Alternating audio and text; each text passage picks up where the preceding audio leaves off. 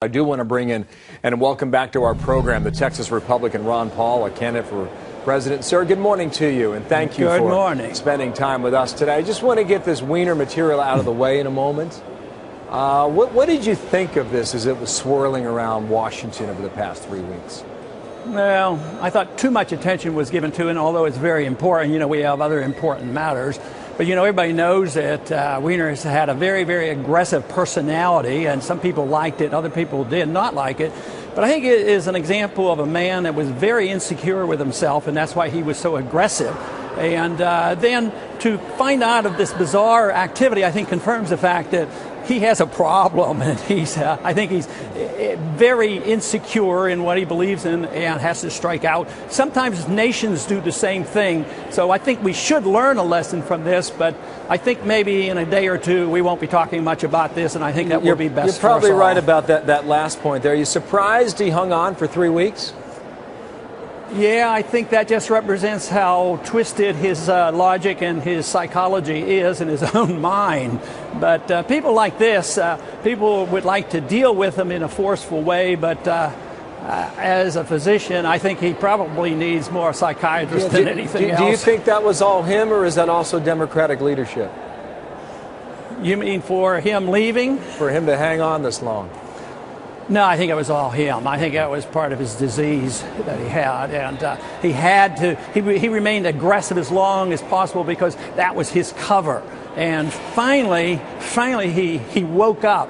But I think when you look back and look at all his arguments before, it was all cover, and the use of aggression to promote ideas, I think, is wrong, but that is all that he had to offer was the aggressiveness of his own personality. I know you didn't come on to talk about Anthony Weiner, but I do appreciate it. I was very curious to get your reaction as a sitting member of Congress. What do you have, 10 or 12 terms under your belt from the state of Texas? Listen, you were all fired up the other night during this debate. I want to roll a clip and ask you about this specific thing now. Okay. There shouldn't be any government assistance to private enterprise. It's not morally correct. It's not legal. It's bad economics. It's not part of the Constitution. It's a fallacy to think that government and politicians and bureaucrats are smart enough to manage the economy, so it shouldn't happen. Yeah, your whole point there was to get government out of the lives of the American people. You were also asked if you could name one thing that this president has done that's good for the economy over the past 2 years, and you said nothing. You could not come with one idea. Now, you've had 3 days to think about this. Have you changed your mind? Okay, now, I finally came up with something. He gave Weiner some good advice. And that was retire. If he were Anthony Weiner, President Obama said to resign. He said he would resign. Nothing on the economy.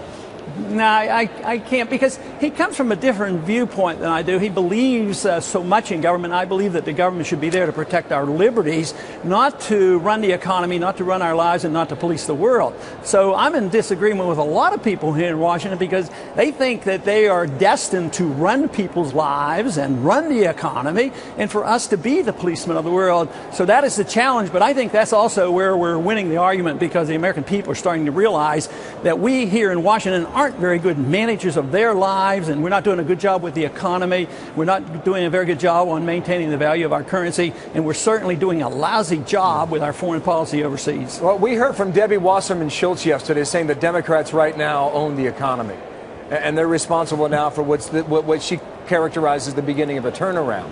Now, Mitt Romney was on stage with you the other night. He said of the 7 members of the Republican Party on stage, any one of them could do a better job than Barack Obama. You agree with that?